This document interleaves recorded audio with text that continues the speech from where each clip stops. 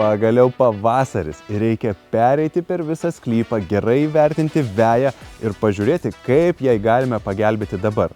Kad atšilo oras, tai dar nereiškia, kad galime skarifikuoti, tręšti, pjauti veją. Ne, pirmas darbas – gerai įsivertinti.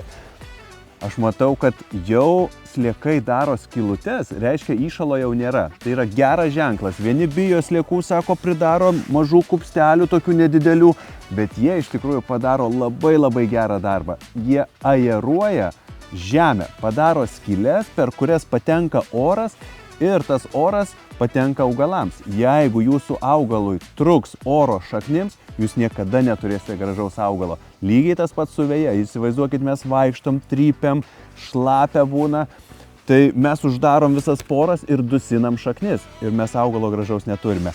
Na, o sliekai, jie mūsų pagalbininkai. Jie padaro nedidelės skylutes, patenka oras, augalas kvėpuoja ir mes turime gražesnius, žalesnius augalus.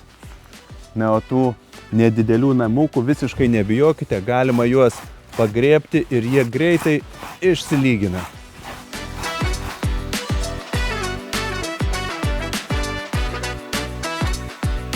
Na, tikriausiai patį aktyviausią vejos kenkėją, tai galima dabar matyti kurmį.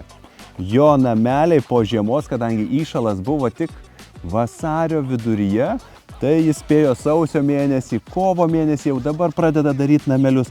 Tai tuos namelius tiesiog išlyginkite ir viskas.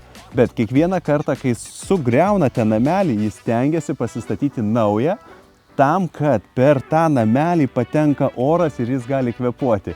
Ir kai jūs uždarote, sugriaunate, jis privalo pasistatyti naują. Pats geriausias būdas – įrengiant veją, maždaug 5 cm gylyje įtiesti nuo kurmių tinklelį ir kurmių neturėsite. Jie gyvent galės, bet negalės pastatyti namelio. Ir viskas. O dabar reikia naudoti įvairius repelentus, kurie smirda, išbaido, išgąsdina. Yra įvairių spastukų, galima gyvus pagauti ir išvežti į laukus paleisti. Galit nuvežti uošvieniai dovanų. Juokauju. Tai tiesiog galite pagauti, išvežti į kitą vietą, paleisti ir viskas. Kitas dalykas, ką turime pažiūrėti, po žiemos yra sunešiota lapų, negyvų žolių lapų, kažkokių tai medžių lapų. Mes pereisim ir patrauksime juos nuo vejos. Pavyzdžiui, puikiai matau terasos kampe daug lapų. Reikia sugrėbti, išvežti į lapų kompostinę ir kuo greičiau atlaisvinti veją, kad nesušustų po lapais.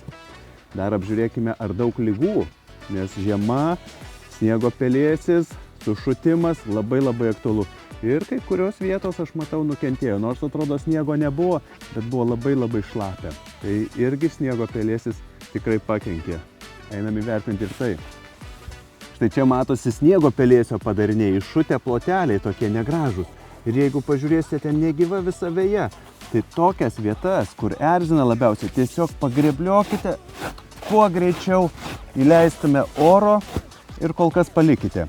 Tuoj viską bendrai tvarkysime, parodysiu, kaip išskarifikuoti, iššukuoti, sutvarkyti veją, o tada pabarsysime sėklos, trąšos ir labai greitai atžels ir net nematysime, kur tie padariniai buvo. Na, o ši vieta yra šešėlinė, po egle, graži vieta, bet čia mėgsta veisti samanos. Samanos paprastai veisiasi ten, kur yra per šlapia, per rūgštu arba tiesiog šešėlio per daug. Nes blogai jaučiasi mūsų veja, o gamta tuštybės nepalieka, iš karto apželdina savo samanom gražiom. Taip, kad jeigu nervuoja, jeigu nepatinka, galima čia pilti dolomitmilčius. Dabar kol dar nesušilusi žemė iki 7 laipsnių, neprasidėjus augalo vegetacija, netreškite trąšomis savo vejos. Kol kas reikėtų tik tais kalkinti. Kalkės viskas gerai, ištirps, padarys savo darbą. Taigi tos vietos, kur yra daug šešėlio, kur neauga veja, kur užrūgštėja, prie tujų kokių gyvatvorės, papilkite dabar kalkių ir sutvarkykite ten bent jau dirvožemio pH. Pamatysite, toje vietoje geriau augs veja ir turėsite žalesnę, gražesnę visą gazoną.